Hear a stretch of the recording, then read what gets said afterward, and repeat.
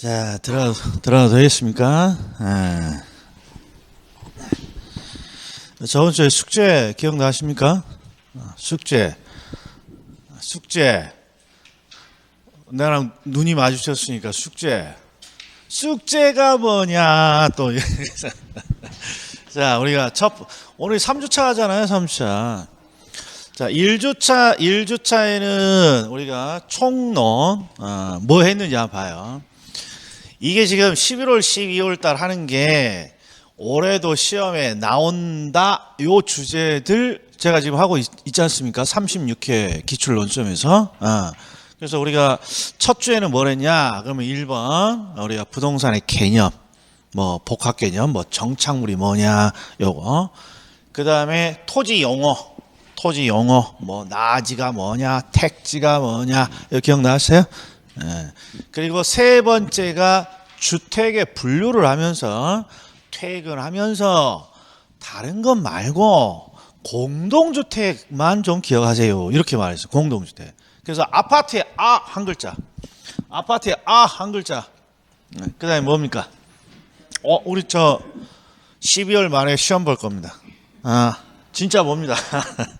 아파트에 그 다음에 연립 두 글자, 다세대. 그래서 아파트, 연립, 다세대. 이거 세 개 암기하면서 퇴근하세요 하고 1주가 딱 끝났어요.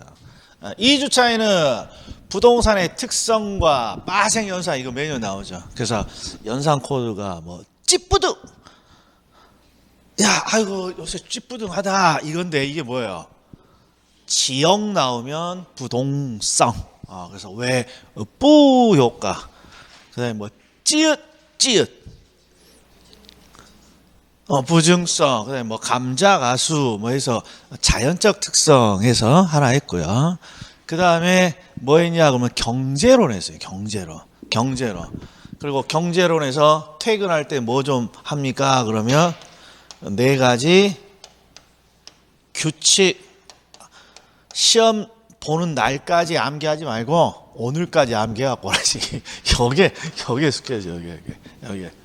자, 뭐였어요? 수요의 증가, 수요의 감소, 공급의 증가, 공급의 감소. 그래서 이렇게 네 가지죠.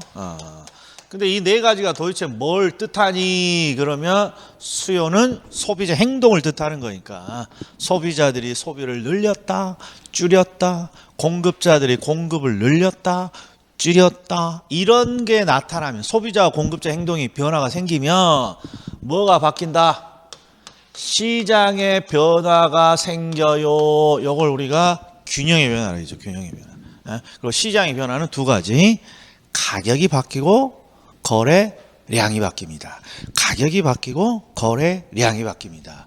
근데 항상 요령이 뭐부터 말을 해준다. 뭐부터, 가격이냐 거래량이냐, 뭐부터 말을 해준다. 자, 이제부터 이제 뭔가 의견이 분분해요. 항상 여기에 있는 내용이 거래량의 정보랑 일치해. 그래서 수요의 증가 그러면 거래량 증가 먼저 하고, 그 다음에 가격 수증기니까 상승 이렇게 해주고, 수요의 감소니까 거래량 감소 해주고, 수강 가격 하락이죠. 기분 하락. 기분으로, 나머지는 다 기분으로 한다 해서 기분. 공급의 증가 거래량 증가, 그리고 공증 기분 하락. 공급의 감소 거래량 감소, 공감 기분 업. 요 네 가지 규칙, 요거 숙제 내준 거죠. 요거. 기억나십니까? 이제 나지. 기억이 나는데 중요한 건 뭔가 자주 암기하다가 보면 뭔가 이해가 더 잘 돼. 예를 들어볼게요. 공급이 늘어요. 그럼 제일 처음에는 공급이 늘어요. 그러면 공급의 증가니까 거래량은 늘고요. 가격은 공증, 기분 하락. 이렇게 암기를 하다가 이제 생각해 보는 거야. 자꾸 암기하다 보면, 야, 공급이 늘어? 그럼 왜 이렇게 되지? 이제 생각을 해본다고. 공급이 늘면 자연스럽게 거래도 늘겠죠. 물건이 넘쳐나니까. 물건이 많으면 거래도 느는 거야. 그리고 공급이 늘면 물건이 많아지니까 물건의 가치는 떨어지는 거고. 이렇게 생각을 해주는 것이죠. 자, 우리 저번 주에 합격자 발표했어요. 합격자 발표했는데, 합격한 사람들이야 뭐 그렇겠습니다만, 이제 우리가 맨 처음에 개강할 때 시험 끝나면 카톡이 많이 온다 했잖아요. 그럼 이제 합격자 발표를 하면 이제 합격을 올해 조금 못 하신 분들이 또 카톡으로 와요. 뭐 물어보려고 그러냐 그러면 이제 공부 방법이라든지 한 해 더 볼 테니까 눈치 주지 말라 뭐 이렇게 카톡 와요. 그런데 이제 대부분 합격이 지금 달성을 못 하신 분들이 카톡을 딱 오면 자 항상 공부를 올해는 더 열심히 하겠습니다. 뭐 이런 식의 멘트를 많이 날려주시거든요. 그런데 강사, 전문가인 강사 입장에 봤을 때 공부가 부족해서 합격을 못하는 게 아니에요. 여기 대부분 인강을 듣고 학원을 다니시는 분들이 다 공부는 나름 열심히 해요. 근데 왜 떨어집니까? 왜 합격, 어이구, 여기 청남 떨어져요, 청남. 청계란 떨어져, 청계란. 왜 그렇습니까? 그러면 이유가 있어. 이유가. 자, 이유 잘 보세요. 이유. 이게 제일 큰 이유예요. 제일 큰 이유. 공부를 안 하거나 내용을 몰라서 떨어지는 그 경우는 거의 없어요. 학원을 다니면. 그래서 우리가 보통 7월, 8월 달에 오면 우리 공부하시는 분들이 이제 어떤 것까지 아냐 그러면 봐요. 여기 항상 PPT 강사들이 준비해 오잖아요. 그러면 어떤 주제가 끝나면 강사가 꼭 뭐 농담 같은 걸 해. 그러면 이런 농담 같은 것도 다 기억해. 야야 저 자식 저거 끝나면 또 저거 농담한다. 또 공법이면 상곤형이면 저 자식 저거 하면 또 노래 부른다. 이렇게 딱 그런 것까지 다 기억을 한다니까. 그런데 왜 점수가 안 나와? 이게 요 사례 한번 보세요. 제가 많이 경험하는 사례인데요. 제가 주말에 심심하면 이제 웹소설을 가끔씩 봅니다. 웹소설 누워가지고 웹소설 무협지 가서 그래요. 무협지. 그러니 이제 무협지에 이제 이야기가 이렇게 시작해요. 자 5만 명이 전쟁터로 전쟁을 하러 출발합니다. 그런데 가다가 1만 명이 사망하고요. 가다가 또 1만 명이 실종돼서요. 이제 전쟁을 하려고 3만 명이 모여 있어요. 집결해 있어요. 이렇게 스토리가 진행이 돼요. 근데 밑에 댓글에 뭐라고 달리냐 그러면 반드시 이런 게 있어요. 반드시 뭐라고 그러냐 그러면 야야야 이 미친 작가야 이 자식 또 수치 자식이 또 신경 안 쓰네 이 자식 하면서 야 5만 명이 출발했다고 내가 분명히 본 것 같은데 이 자식아 3만 명이 집결해 있으면 2만 명은 어디 가버렸냐 이렇게 댓글을 단다고. 그러면 요 밑에 댓글에 뭐라고 달리냐 그러면 야 이 자식아 제대로 읽어야지. 야 5만이 출발했다가 1만 사망하고 1만 실종돼서 3만인 거 아니야. 이렇게 한 20개가 붙어. 이게 무슨 뜻이에요? 이게 쭉 글을 읽는데 내가 보고 싶은 것만 본단 말이야. 분명히 여기 작가가 저기 1만 명 사망하고 1만 명 실종됐다 그랬는데 이것만 딱 기억나니까 야 이 자식아 5만이 출발했는데 왜 3만이 지금 모여있어 이 자식아. 너 또 수치 그냥 대충 또 적고 있네. 이렇게 불만이 이렇게 온다고. 이게 제일 큰 실수예요. 이게 제일 큰 실수. 이게 즉 글을 읽으면서 이 글을 논점으로 바꾸지 못해요. 또는 글을 읽으면서 전체적인 맥락을 파악하지 못해요. 요게 핵심이에요. 요게. 그러니까 공부 암기를 안 했어요. 공부를 많이 안 했어요. 이거보다는 이런 경우로 떨어지는 경우가 제일 많아요. 근데 이제 이거 해결 방법 있나요? 해결 봐봐요. 옛날에는 계단 올라갈 때 막 뛰어 올라갔지만 지금 운동이라도 한번 해보려고 우리 집 계단, 아파트 계단 딱 올라가면 한 2층 올라가면 어떻게 돼요? 숨이 헐떡거리니까 좋은 말 할 때 엘리베이터 누른다고. 요새는 저는 3층에서 누릅니다. 3층. 뭐 하려고 5층까지 걸어 올라가냐? 3층 누른다. 3층. 3층 눌러요. 이거 자연한 현상이에요. 자연스러운 현상이 아니에요.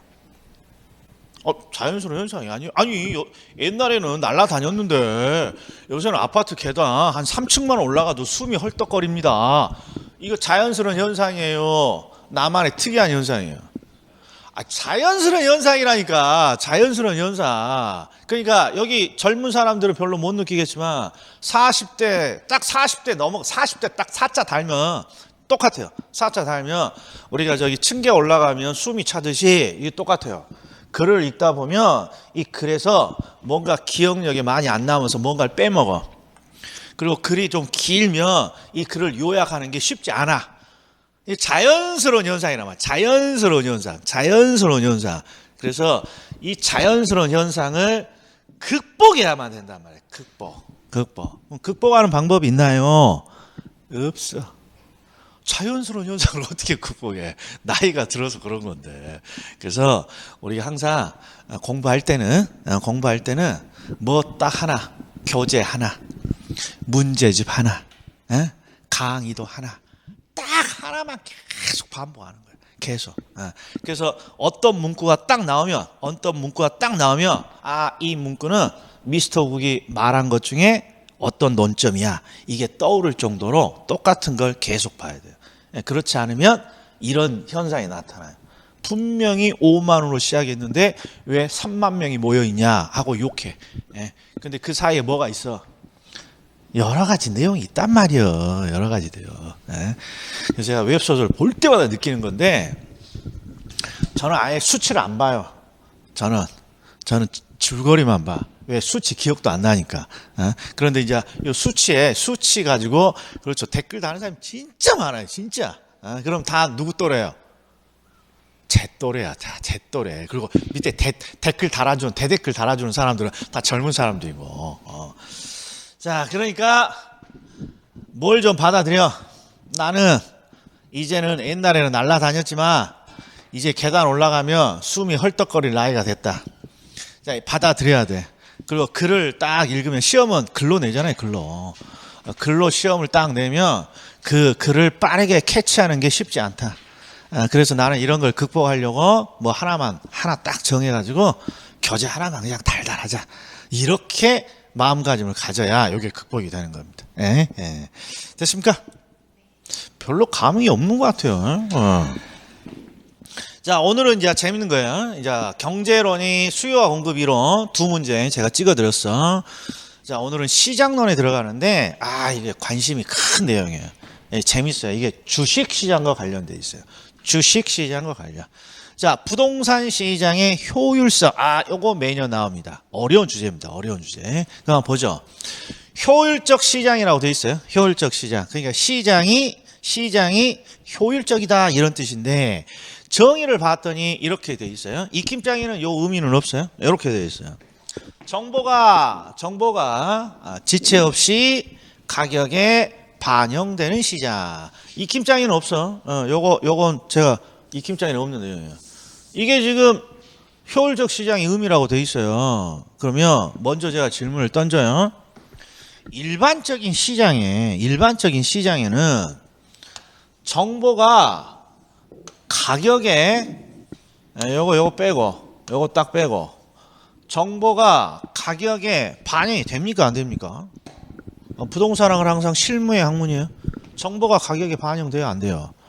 반영되죠. 일산역 주변에서 부동산 개발이 이루어집니다. 그럼 뭔가 가격에 바로 반영돼서 폭등을 하잖아요. 뭐 주식시장도 마찬가지죠. 뭐 SK가 뭐 개발했습니다. 그럼 그날 그냥 SK 주가 그냥 폭등하잖아요. 그래서 정보가 시장 또는 시장의 가격에 반영되는 건 당연한 소리예요. 당연한 소리. 그런데 효율적 시장은 왜 효율이라고 하니? 그러면 정보가 시장의 가격에 반영되는데 어떻게 반영된다는 거예요, 이게? 지체 없이 후다다다닥 빠르게 반영되고 있다. 이때를 뭐라고 한다? 효율적 시장이라고 한단 말이에요. 그러니까 정보가 항상 시장에 반영이 되는 건데 정보가 지체 없이 반영된다. 후다닥 반영된다. 그러면 참 효율적으로 정보가 반영이 되는구나. 이렇게 말을 한단 말이에요. 그러면 여기 질문 있잖아요. 질문. 내가 몸담고 있는 현실의 주식, 현실의 부동산 시장은 효율적인가요? 이렇게 물어보면 정보가 반영이 되긴 하는데 정보가 지체 없이 빠르게 반영이 되고 있나요? 이렇게 물어보는 거예요. 빨리 예스입니까? 노입니까? 예스. 오늘 삼성전자가 뭐 하겠습니다 발표하는 순간 그냥 주식 바로바로 떠버리잖아요. 그래서 현실의 시장은 정보가 반영이 되고 현실의 시장은 정보가 어떻게 반영이 된다. 지체 없이 반영이 되는 시장입니다. 이게 이해야. 이해 끝이야. 이해 끝. 그럼 이제 지식을 배워야 될 거 아니에요. 학자들이 이 효율적 시장을요. 세 가지로 뭔가 구분하고 있어요. 세 가지로. 이게 첫 번째 논점이에요. 첫 번째. 그리고 부동산학에서 뭔가를 분류한다, 구분한다. 그러면 시험에 계속 자주 나온다고 그랬죠? 잘 나와요. 자, 학자들이 어떻게 시장을 분류합니까? 봤더니 이렇게 세 가지로 분류하는데 뭐가 차이가 있냐? 그러면 봐요. 약성 시장은 과거의 정보만 지체 없이 반영됩니다. 이렇게 되어 있고 중강성 시장은 현재 정보까지야. 현재 정보까지 지체 없이 반영된다라고 되어 있고 근데 강성 시장은 미래 정보까지도 지체 없이 반영된다. 이렇게 되어 있어요. 즉 정보가 시간대 순으로 적어져 있죠. 시간대. 그러니까 과거 정보는 과거에 발표한 정보. 과거에 발표한 정보. 현재 정보는 오늘 발표한 정보. 오늘 발표한 정보. 그럼 미래 정보라는 건 미래에 발표할 정보. 미래에 발표할 정보. 이렇게 시간대 순으로 나눠 놓고 과거만 반영된다. 약성. 현재까지 반영된다. 현재 정보까지 반영된다. 중강성. 그 다음에 미래 정보까지 모두 반영된다. 그러면 강성. 이렇게 세 가지로 나눈다는 거예요. 우리가 다이아그램으로 그려보면 과거에 발표한 정보가 반영됩니다. 그러면 가장 약한 놈.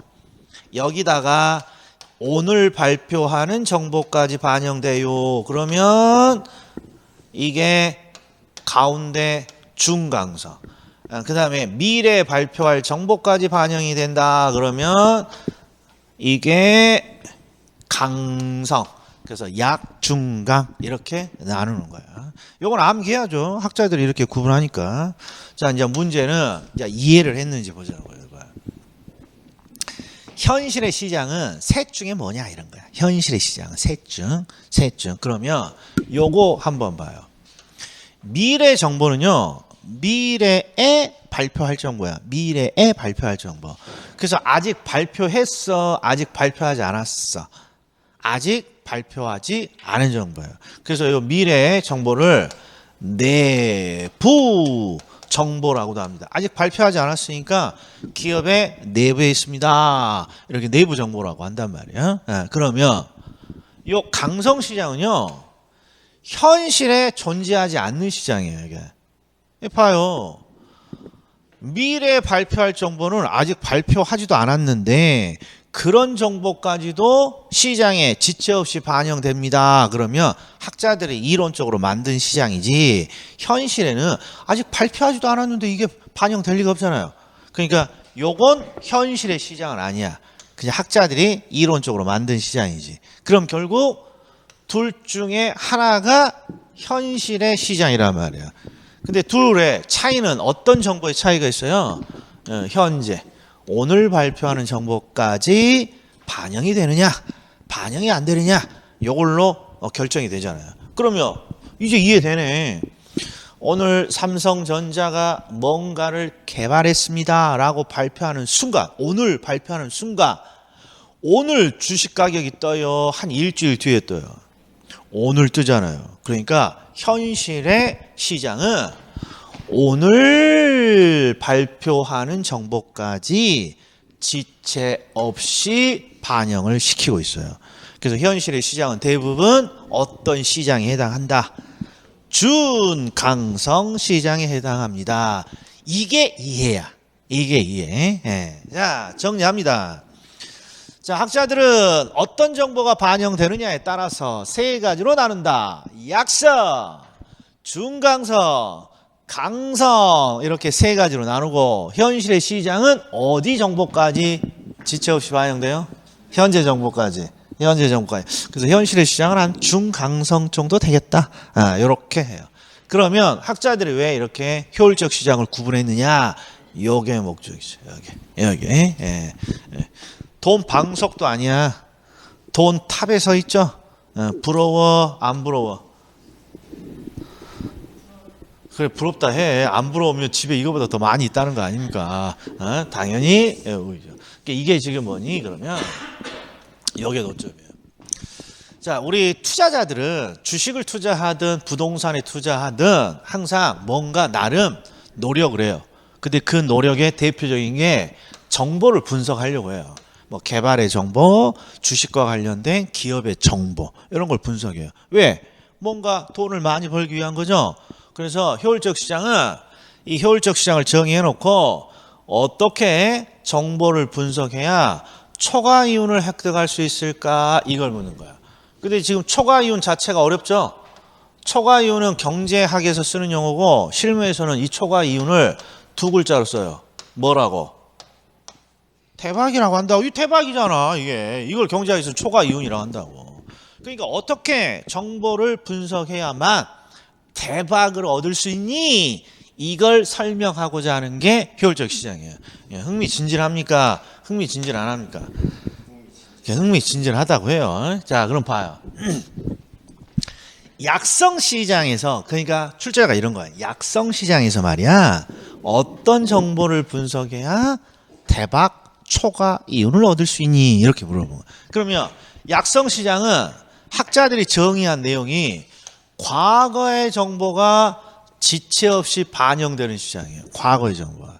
그래서 약성 시장이라고 하면 과거의 정보는 시장에 널려 있는 거예요. 시장에. 누구든지 다 아는 정보야. 누구든지 다 아는 정보. 그러면 여기서 내가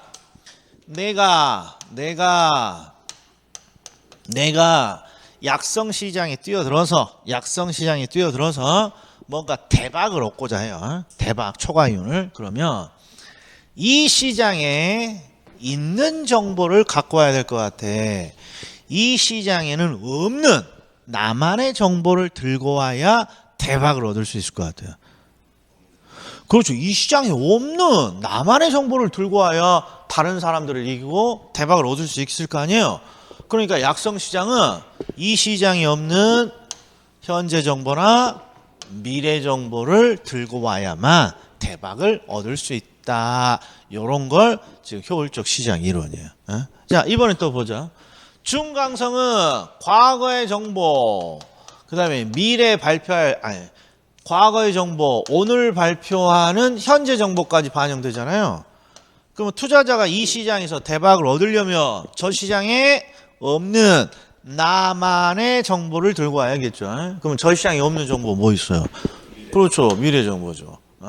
자, 그리고 강성 시장은 모든 정보가 다 반영돼요. 과거, 현재, 미래 모든 정보가 다 반영이 되지 않습니까? 그럼 저 시장에는 없는 정보가 없어. 없는. 그러니까 정보를 가지고서는 강성 시장에서는 대박을 얻을 수 없다는 거죠. 그러니까 동그라미가 요렇게 세 개 쳐져 있습니까? 그렇죠. 그게 바로 이게 초과 이윤, 대박을 어떻게 얻을 것이냐, 이 논점이에요. 자, 정리. 자, 여기는 뭘 하고 싶으냐? 각각의 효율적 시장에서 어떻게 정보를 분석해야 초과 이윤, 다른 말로 대박을 얻을 수 있니? 요걸 따져주는 거예요. 요걸. 그럼 아주 암기 코드, 연상 코드는 간단하죠? 시장에 있는 정보 들고 와, 없는 정보 들고 와. 그렇죠. 없는 정보를 들고 와야죠. 그래서 약성 시장은 과거의 정보가 즉각 반영되니까 이 시장이 없는 현재 정보나 미래 정보를 들고 와야 되고, 중강성 시장에서는 과거, 현재 정보가 반영되니까 이 시장에 없는 정보라 그러면 미래 발표할 정보를 들고 와야 되고, 강성은 모든 정보가 다 반영되는 거니까 그렇죠. 없는 정보가 없어. 내가 들고 올 없는 정보가 없는 거죠. 그래서 이렇게 동그라미 쳐져 있는 거예요. 그래서 우리가 암기는 어떻게 합니까? 암기는 약성시장은 약이라고 돼 있죠. 약. 그 약이 되려면 흰 쌀밥 그냥 기름지게 먹어야겠어. 맛대가리 없어도 뭔가 현미라도 섞어 먹어야겠어. 그래서 약성은 항상 궁합이 현미를 좀 섞어야 돼. 그래야 약이 되는 거야. 그러니까 약성에 약 나오면 여기에 현, 미 이렇게 집어넣으면 되는 거야. 암기 코드야. 현미, 현미. 예? 자, 그 다음에 중강성 시장은 유일하게 니은자가 보여. 니은자가 봐요. 미래 정보는 어떻게 해석하나요? 그러면 미래에 발표할 정보야. 미래에 발표할 정보. 그래서 이걸 뭐라고도 부르니? 그러면 내부 정보라고도 불러요. 미래에 발표할 정보니까 아직 발표하지 않아서 기업 내부에 있다. 기업 내부에 있습니다. 내부 정보예요. 근데 중강성은 유일하게 니은자가 딱 보이잖아요. 니은자가. 그러니까 이쪽에 뭐가 있어야 되냐? 미래 정보를 니은자, 미래 내부 정보를 획득하면 되옵니다. 이렇게 암기하는 거예요. 약성이 나오면 어떤 정보를 획득해야 된다? 현미, 현재 정보, 미래 정보를 획득해야 된다. 그 다음에 중강성 시장이 나오면 니은자, 미래 내부 정보를 획득하면 된다. 이게 암기 코드예요. 암기 코드. 자, 그런데 이제 봅시다. 이제 두 번째 촉을 구했어. 그러면 여기다 딱 동그라미 쳐놓고, 자, 밑에 보시면, 요 표 밑에 보시면, 암기하자 진리 이렇게 돼 있어요. 암기하자 진리. 정말 목에 칼이 들어와도 변하지 않는 진리예요. 그러면 상식적으로 한번 설명해 볼게요. 봐요. 이제 이쪽에서 보는 거야. 학자들이 정보를 과거에 발표한 정보, 현재 즉 오늘 발표한 정보, 세 번째는 미래에 발표할 미래 내부 정보 이렇게 세 가지로 나누는데 요거에 보죠. 요거. 그냥 암기하지 말고 상식적으로 어떤 투자자가 과거에 발표했던 과거의 정보로 뭔가 대박을 얻을 수 있을 것 같아? 얻을 수 없을 것 같아? 직감적으로 없죠. 그러니까 과거 정보가 나오면 읽어볼 필요가 없는 거야. 우리 그냥 상식적으로 야 옛날 정보 갖고 뭘 할 거냐 이렇게 빠르게 바뀌는 세상에 이건 일단 과거 정보 보이면 무조건 대박은 없는 거야. 일단 머릿속에 딱 하나 들어가야 돼. 그다음 두 번째, 이제 시장의 측면에서 강성시장은 현실에는 존재하지 않는다 그랬죠. 아니 미래에 발표할 정보 아직 발표하지도 않았는데 그런 정보까지도 다 반영된다라는 전제니까 이건 비이상 현실에는 존재하지 않는 시장이에요. 그런데 그러니까 강성시장은 어떤 경우로도 초과는 얻을 수 없잖아요. 연상은 이런 거예요. 효율적 시장 중에 이 강성은 굉장히 가장 강한 시장이에요. 이게 투자자가 이 강성 시장을 이길 수는 없어요.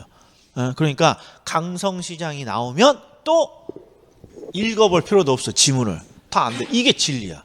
이게 진리. 그래서 진리 한번 봐요. 암기하자 진리. 1. 과거 정보를 통해 초과인을 획득할 수 있나요 없나요 물어보면 그냥 무조건 없어요. 무조건 없어. 과거 정보 보는 순간 초과 이유는 없다 이런 거야. 그다음 2번에 강성시장 보이죠? 강성시장 보이면 시장 중에 제일 센 놈이에요. 그럼 투자자가 이길 수 있다 없다? 이길 수 없는 거예요. 그러니까 초과 이유는 획득할 수 없다 이렇게 돼요. 이렇게. 예. 그러면 암기할 거 다 암기했네. 암기할 거 정리. 자, 과거의 정보가 등장하면 너는 초과 이윤 획득할 수 없어 이런 거.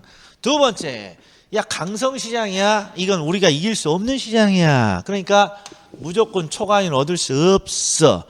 그럼 어떻게 초과 이윤을 얻니? 약성시장이면 약 나오면 뭐가 돼 있어야지?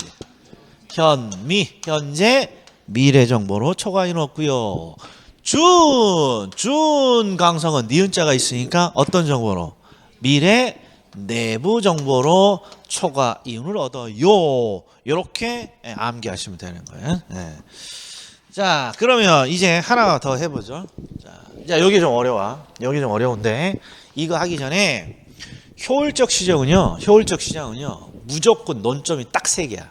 무조건 논점이 딱 3개. 근데 이미 우리가 2개를 했어.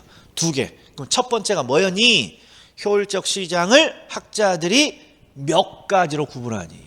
3가지. 약, 중강성, 강성 3가지로 구분한다는 거. 이게 첫 번째 논점. 두 번째는 학자들이 정의한 각각의 시장에서 어떻게 하면 초과 이윤을 얻을 수 있니? 이게 우리가 암기한 거. 약 나오면 현미, 중강성 나오면 내부 정보. 요거란 말이에요.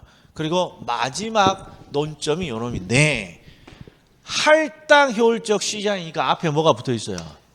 할당이 붙어 있잖아, 할당.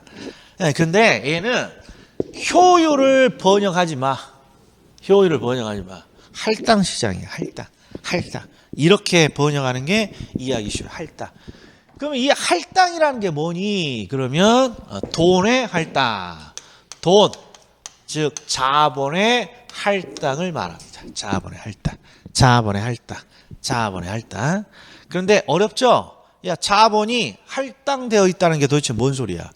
자본이 할당되어 있다는 게 뭔 소리야? 그래서 할당이라는 말은요, 멈춰 있다. 여기서는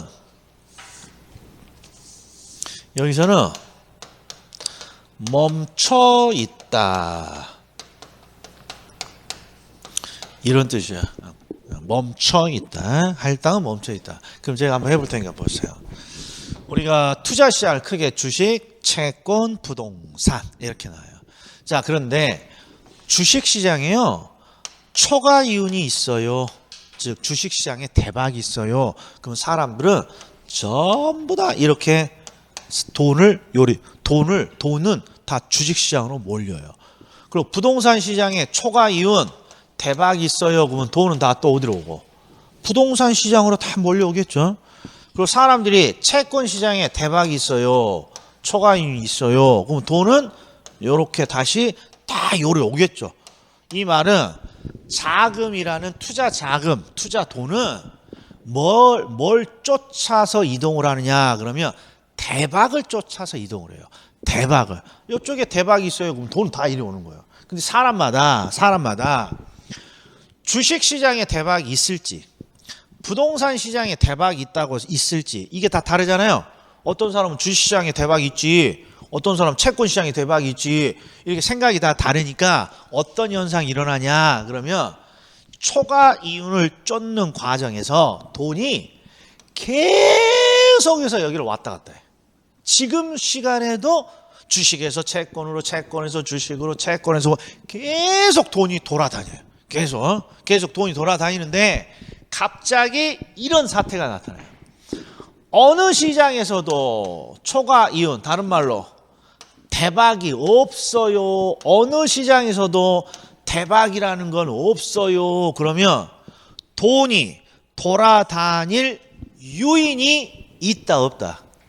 그죠? 돈이 돌아다닐 유인이 없게 되죠.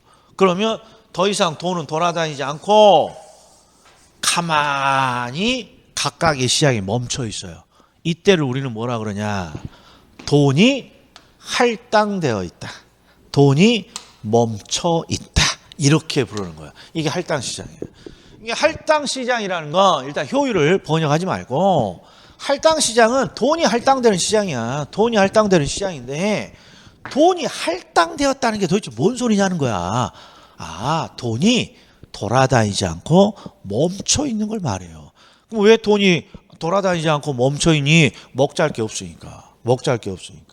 자, 우리 11월 초에 수능 봤잖아. 자, 내 동생이 올해 수능을 봤어요. 그럼 동생의 행동을 딱 봐요. 내 동생이 올해 수능을 딱 봤어요. 그러면 수능을 딱 본 그 다음 날부터 어떻게 다녀? 친구랑 PC방 가, 노래방 가, 어디 저기 영화 보러 가, 어디 롯데월드 가, 미친 듯이 돌아다닌다고. 뭘 쫓아서? 돈이 대박을 쫓아서 돌아다니는 것처럼 수능을 본 우리 동생은 즐거움을 쫓아서 미친 듯이 돌아다닌다. 그런데 어느 날 문득 방 안에 가만히 앉아 있어. 그러면 그때를 뭐라 그래? 동생이 멈춰 있다. 동생이 집에 할당되어 있다. 이렇게 말한다고. 이게 동생이 멈춰 있는 걸 할당이라고 한단 말이에요. 그런데 이제 가끔씩 이런 질문이 와요. 내가 이거 번역하지 말라 그랬는데, 아니, 왜 돈이 멈춰서 가만히 있는 걸 효율적이라 그러냐? 이렇게 부르는 거야. 그러면 수능 본 동생을 봐봐. 그놈은 즐거움이 조금이라도 있으면 미친 듯이 친구들이랑 돌아다니고 있었는데 갑자기 어느 순간 집에 가만히 있어. 그럼 왜 가만히 있겠어? 이제 지친 거야. 너무 많이 즐거움을 쫓아서 한 2주를 미친 듯이 돌아다녔더니 거기 이제 지친 거야. 이 말은 뭐예요? 참 효율적으로 놀았구나. 이렇게 설명을 하는 거예요. 이게 어느 날 문득 돈이 집에 가만히 있어. 그러면 그걸 우리는 돈이 할당되어 있다라고 말을 하고, 돈이 할당되는 이유는 이제 더 이상 먹을 거 다 먹고 더 이상 먹을 게 없다는 거야. 그래서 집에 가만히 있는 거야. 그래서 참 효율적으로 놀았구나 이렇게 생각하는 거야. 그런데 얘는 금방 머릿속에서 잊혀져. 그래서 핵심은 할당이 뭐니? 그러면 돈이 할당된다는 뜻이고, 돈이 할당된다는 게 무슨 뜻이니? 그러면 돈은 돌아다니지 않고 멈춰 있다는 거야. 그리고 왜 멈춰 있니? 그러면 먹을 게 없어서, 돌아다닐 유인이 없어서 멈춰 있다 이런 거야. 자, 그럼 이제 여기 논점을 보자고요. 논점이 뭐냐? 그럼 이게 논점이야. 완전 경쟁 시장이라고 있어요. 완전 경쟁. 이것도 부동산에서 자주 등장하는 용어인데, 완전 경쟁 시장, 그러면 이것도 학자들이 이론적으로 만든 시장이에요. 이게 현실에는 존재하지 않아요. 완전한 경쟁. 봐요. 자, 경쟁 시장이니까 수많은 사람들이 경쟁을 하는 시장이라는 뜻이에요. 완전 경쟁. 수많은 사람들이 경쟁을 하는데, 자, 완전한 경쟁이 되려면 많은 사람들이 어느 정도 많아야 되냐, 이게 핵심이야. 이게 내가 중개사 사무실을 운영해요. 그런데 궁금하잖아요. 내 주변에 중개사 사무실이 몇 개나 있는지.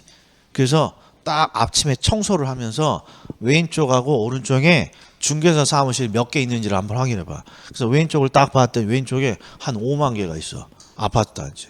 그리고 오른쪽은 한 3만 개 있어. 요 정도 수는 돼야 완전한 경쟁이 이루어지고 있는 시장입니다. 이렇게 부르는 거야.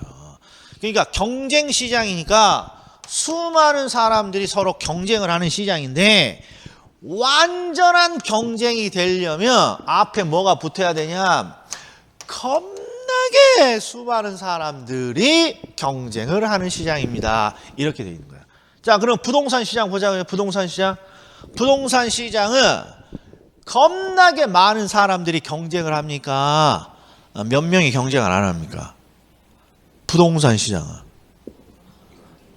시장은 수많은 사람들이 경쟁을 하는 시장이 아니에요. 명심하셔. 초코파이 시장. 초코파이 한 박스에 한 2, 3천 원 하잖아요. 누구든지 경쟁에 뛰어들 수 있어요. 아파트 시장 기본 10억이잖아. 그렇죠. 기본적으로 부동산이 고가의 자산이라 수많은 사람들이 경쟁을 못해요. 돈이 있는 소수들만 경쟁을 하는 거지. 그래서 부동산 시장은 대표적인 불완전 경쟁 시장이에요. 그래서 부동산 시장이 대표적인 불완전 경쟁 시장이에요. 불완전 경쟁 시장. 완전 경쟁 시장은 겁나게 많은 사람들이 경쟁을 하는 거야. 경쟁을.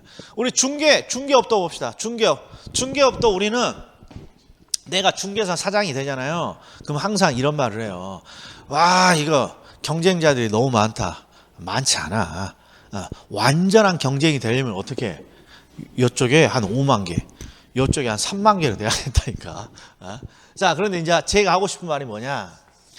완전한 경쟁이 이루어지고 있습니다. 겁나게 수많은 사람들이 경쟁을 합니다. 그러면 대박은 있겠어요, 없겠어요? 대박은 없어. 아니, 수많은 사람들이 경쟁을 하는데 뭔 대박이 있겠어요? 다 n분의 1로 나눠 가져가겠지. 그러니까 이제 봐요. 완전한 경쟁이 이루어지고 있는 시장에서는 초과 이윤이라는 대박이 절대 없어. 그러니까 뭐라고 돼 있냐? 그러면 항상 할당된다야. 그럼 뭐라고 번역해? 항상 할당이. 항상 자본이 멈춰 있다는 거야.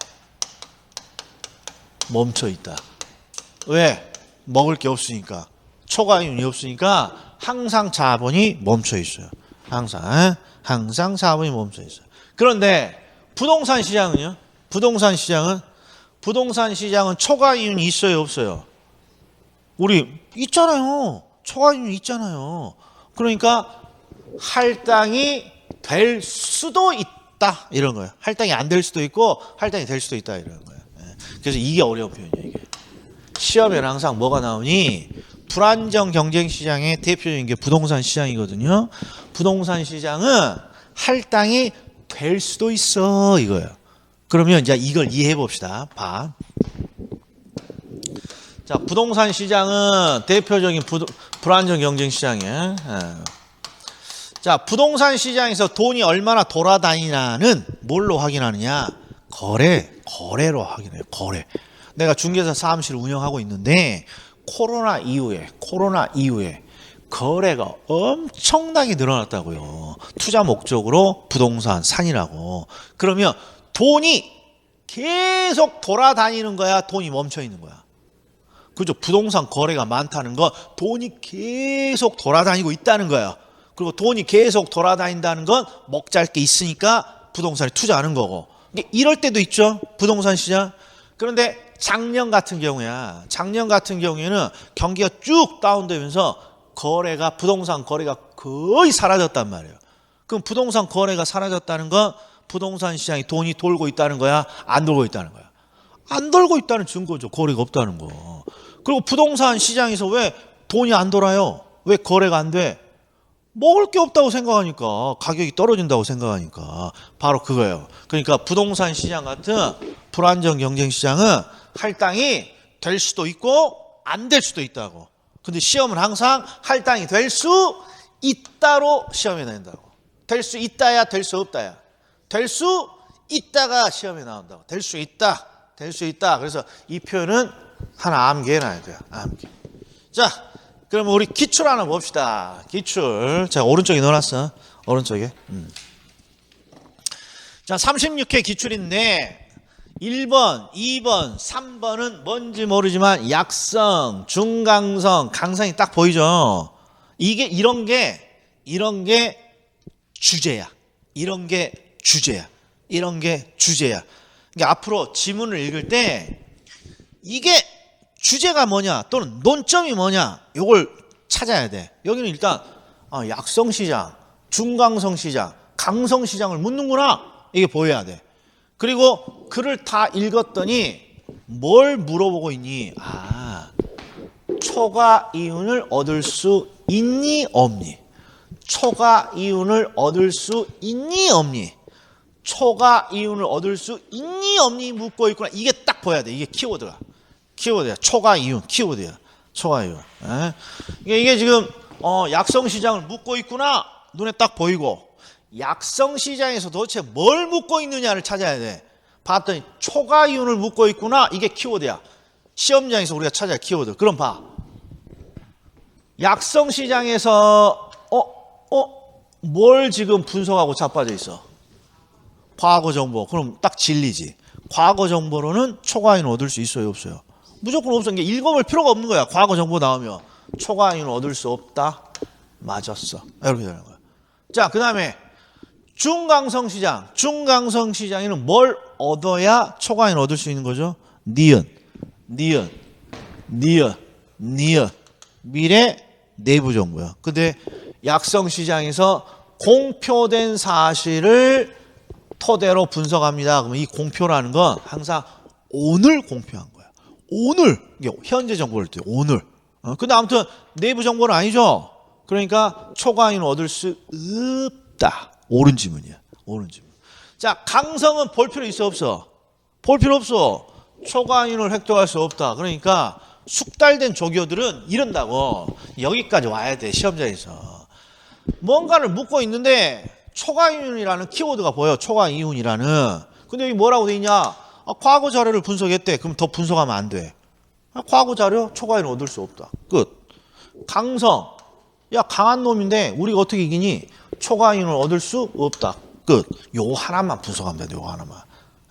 그리고 4번 보자고요. 불안정 경쟁 시장이 대표인 게 누구라고? 부동산 시장.